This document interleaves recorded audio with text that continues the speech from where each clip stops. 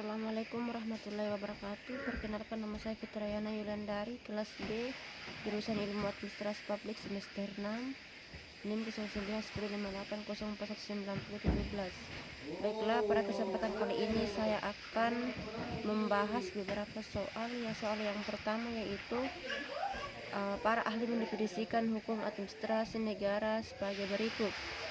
Menurut Bahsam Mustafa mengatakan, hukum administrasi negara adalah sebagai gabungan jabatan-jabatan yang dibentuk dan disusun secara bertingkat dan diserahi tugas melakukan sebagian dari pekerjaan pemerintahan dan arti luas yang tidak diserahkan pada badan-badan pembuat undang-undang dan badan-badan kehakiman.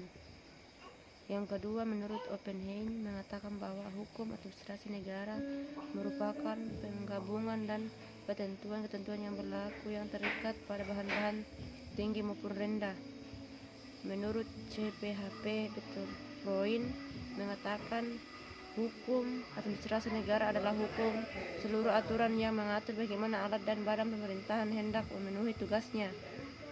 Selanjutnya, menurut Dimox, hukum administrasi negara adalah hukum yang mempelajari bagian dari administrasi umum yang mempunyai lapangan yang lebih luas, yaitu suatu ilmu pengetahuan yang mempelajari bagaimana lembaga mulai dari suatu keluarga hingga perserikatan bangsa-bangsa disusun, digerahkan, dan dikemudikan.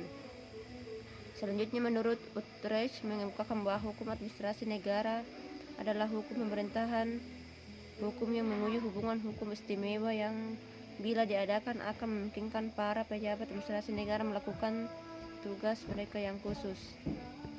Soal kedua yaitu pengertian asas legalitas dan asas diskresi.